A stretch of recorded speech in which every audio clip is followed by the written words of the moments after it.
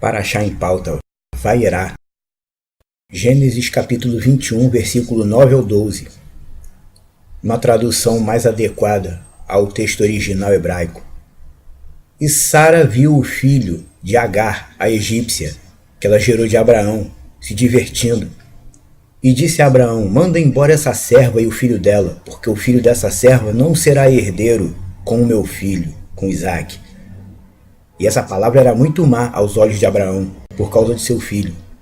E Elohim disse a Abraão: não fique mal por causa do rapaz e por causa da tua serva. Tudo que Sara te disse, ouve a voz dela, pois em Isaque será chamada semente para ti. Gálatas 4, versículo 21 ao 31. Shaul, Paulo, escrevendo aos fiéis da Galatia, ele disse: digam-me os que querem estar sob a Torá. Vocês não ouvem a Torá? Pois está escrito que Abraão teve 2 filhos, um da serva e outro da livre. Mas o da serva foi gerado segundo a carne e o da livre por meio da promessa. Estas coisas são figuradas. Elas são os 2 pactos. Uma do monte Sinai, gerando para a servidão, é Agar, pois Agar é o monte Sinai na Arábia e corresponde a Jerusalém de agora, e é escrava com os filhos dela.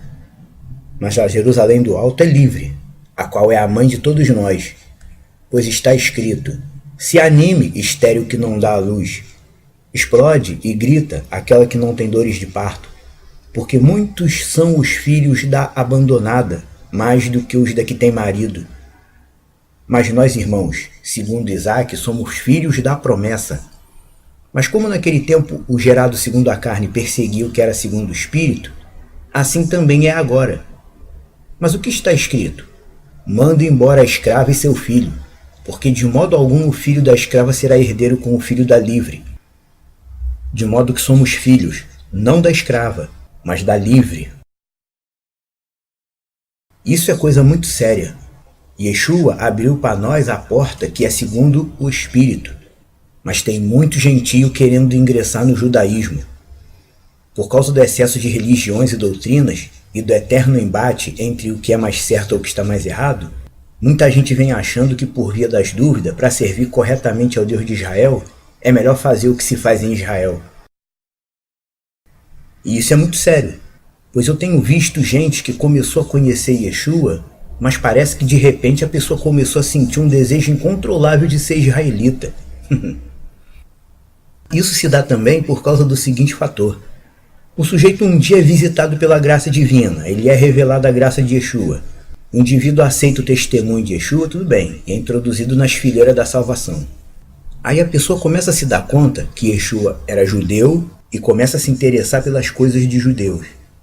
Mas quando ele começa a perceber que os judeus de hoje em dia rejeitam Yeshua e seguem um modelo religioso totalmente diferente do que Yeshua deixou para nós, automaticamente a pessoa começa a duvidar do caminho de Yeshua. Peraí, tem algo muito errado nisso tudo. Se o Salvador era judeu e os próprios judeus não o reconhecem, tem alguma coisa aí que não bate.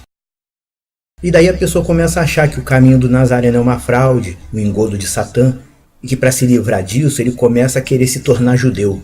E daí nascem os falsos judeus. Por exemplo, o sujeito se chama Jorge, aí ele passa a se autodenominar Ehud, Reuven, Mordecai, o Moshe, deixa a barba crescer, passa a usar o chapelão preto, kippá, se deixa circuncidar na carne e diz para si mesmo: agora eu me tornei israelita, eu vou servir ao Deus de Israel como se faz em Israel. Aí o cara começa a achar que já conhece o Deus de Israel, passa a se vestir como rabino e cria um canal no YouTube, pronto.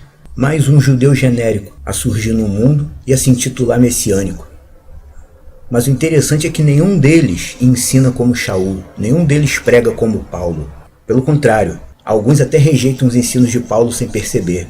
Começam a querer encaixar Yeshua na Mishnah, na Halahá, ensinam Shulchan Aruch, como se isso tivesse alguma ligação com o legado de Yeshua HaMashiach, mas não tem. Na Brit Hadashah, o Novo Testamento, vemos nitidamente que Torá para Yeshua é tão somente os 10 dizeres e tudo que procede dele.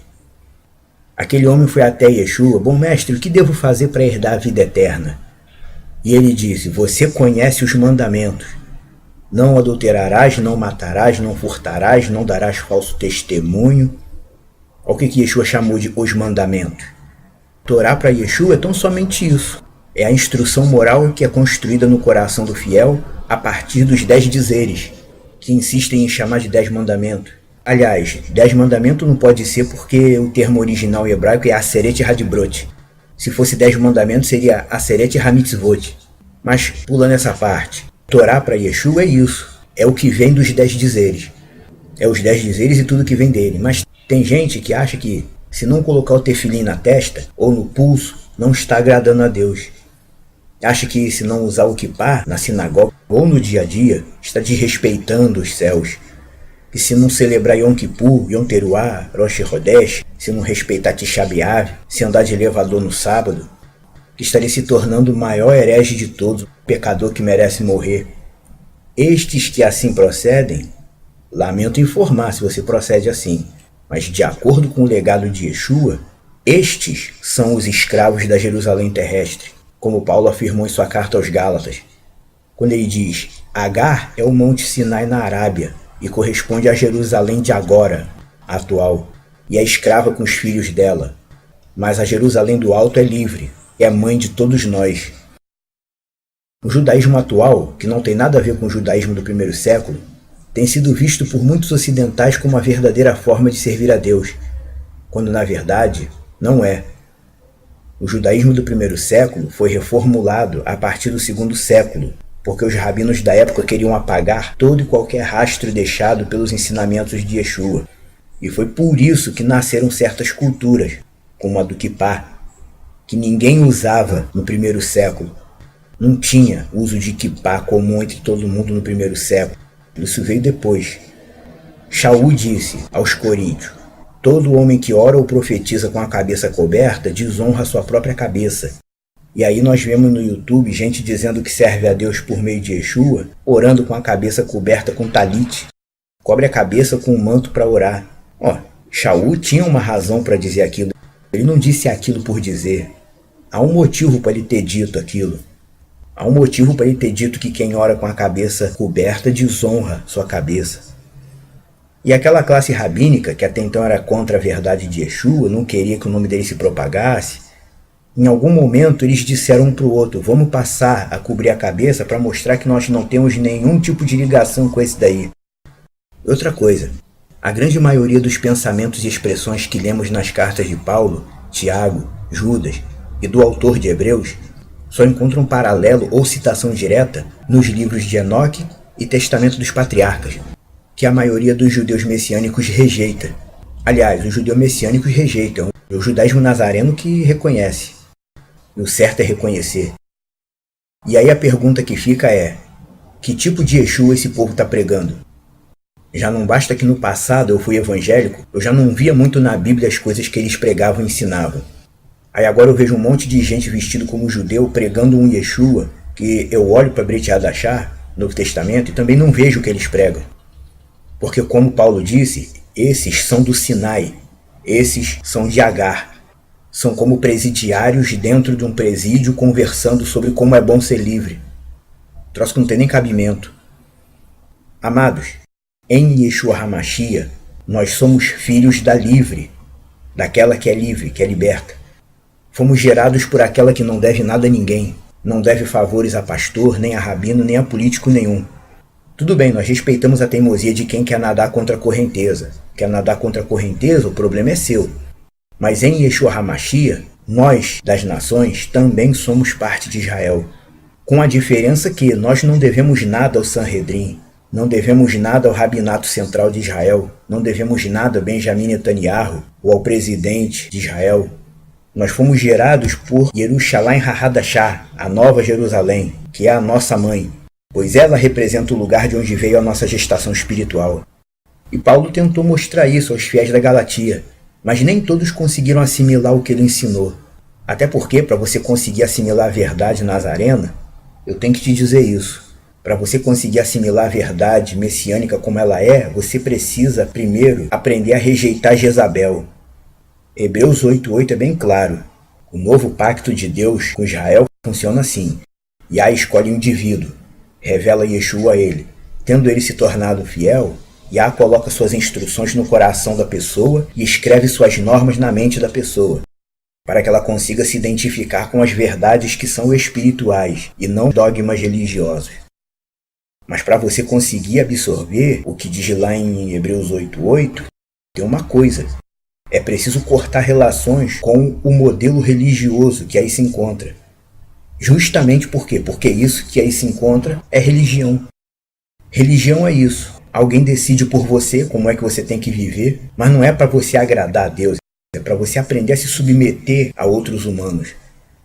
Religião é isso. Alguém define para você e por você o dia, a hora, o jeito, o formato, a duração e a ordem correta do que você tem que fazer, como você deve se dirigir a Deus, como você tem que se relacionar com Deus. Religião é isso. É um homem mandando em um monte. E se você não cumprir todos os formatos pré-estabelecidos, você não serve, não presta para eles. É justamente disso que Yeshua veio nos resgatar. É justamente disso. Todas essas coisas que eu citei são o que Shaul Hachalia, chamado apóstolo Paulo, costuma chamar de obras da lei, Maaser HaTorá. As obras da Torá, ações da Torá, atitudes da Torá, é tudo aquilo que nasce da maneira como os humanos interpretam a Torá e a conduzem aqui no mundo. Obra da Torá é isso, as ações da Torá. Quem está debaixo das obras da Torá, como diz o texto, que falam que é debaixo das obras da lei. A pessoa que está debaixo das obras da Torá, na prática é isso, é a pessoa que ela se coloca inteiramente dentro daquela interpretação que outros humanos dão sobre as leis de Deus. Ele apenas segue o que alguém diz, ele não se preocupa nem saber se é aquilo mesmo. Ele vê o religioso pregando, ele se sente fascinado pelo ambiente, ele passa a aceitar tudo, sem questionar. Tudo que o chefe da religião fala, os líderes religiosos falam, a pessoa vai aceitando sem questionar. E isso vai formando uma capa que te impede de absorver a verdade. Essas coisas são típicas da Jerusalém que é escrava, junto com Agar. E a escravidão é tanta, mas tanta, que graças a dois sujeitos de antigamente, Yossi ben Halafta e Rabi Akiva, a tal da lei oral, Torá Shebe'al-Peh, a lei oral surgiu e se fortaleceu, sendo que Yah, o Deus Eterno, nunca deu lei oral nenhuma. E eu tenho ouvido judeus falando isso. Yah não deu lei oral nenhuma. Isso é coisa de Rabi Akiva. Halafta alterou o calendário para direcionar as profecias todas para que caíssem sobre Bar Koba, o cara que ele dizia que era Mashiach. Ele queria provar que Bar Koba era o Mashiach, então ele mudou um monte de coisa no calendário, fez um monte de alteração para que as profecias apontassem para Bar Koba como Messias. Para isso tudo, Ben Halafta alterou o calendário. E hoje, o pessoal de Israel, eles juram de pé junto que nós estamos no ano de 5.779. Resumindo, voltou tudo para aquilo que Shaul falou para os Gálatas. A Jerusalém atual é escrava, sem saber. E às vezes até sabe. E se por acaso alguém ficar com raiva de mim por eu dizer estas coisas, esse mostrou que não entendeu nada do legado de Yeshua. Não entendeu nada até hoje. E se você ficou com raiva de mim porque eu estou falando essas verdades, talvez você esteja seguindo o caminho errado. E é para você que eu digo isso agora. Se você, supondo ser alguém que acredita em Yeshua, me odiou por eu dizer essas verdades que alguém precisava dizer e ninguém diz, então você na verdade não acredita nem em Yeshua e nem na Brit Hadashah, no Novo Testamento. É melhor você largar o caminho messiânico e voltar para onde você estava, seguir a religião que você tinha. Você está no caminho errado. Isso se você diz acreditar em Yeshua, mas não concorda com nada que eu falei. Que tudo que eu falei é mentira ou conspiração ou maluquice. Você está no caminho errado. E Shaul ainda diz mais na carta aos Gálatas, diz: naquele tempo, o gerado pela carne perseguia o que era gerado pelo Espírito, e assim também é agora. É isso mesmo. Tá cheio de gentio vestido de judeu pregando halahá com Yeshua, Talmud com Yeshua, e praticamente perseguindo quem se opõe a seus devaneios. Mas só fazem isso por aqui. Eles têm coragem de ficar batendo de frente com as ideologias ocidentais, mas eles só batem de frente com as ideologias ocidentais aqui no Ocidente. Eles não têm coragem de ir lá para Israel fazer isso. Se estão tão corretos assim, vão fazer isso em Israel. O tamanho do boicote que vão levar vai ser tão grande que vão querer voltar correndo para cá. Em suma, a Parashá Vayera serve bem para isso, para mostrar como Deus se apresentou a nós que não somos judeus. Ele se fez conhecer a nós do mesmo jeito que se fez conhecer a Isaac, digamos assim. Pois Isaac chegou lá com o pai dele nas terras de Moriá, olhou em volta. Bom, tá tudo aqui para oferenda, o altar, a lenha. Mas cadê o cordeiro? E Abraão apenas disse: Deus verá o cordeiro para si. E quando o cordeiro foi apresentado diante de Abraão e Isaac, ele surgiu praticamente do nada. O cordeiro que ia possibilitar a Abraão completar a missão dele. Quem tem ouvidos, ouça!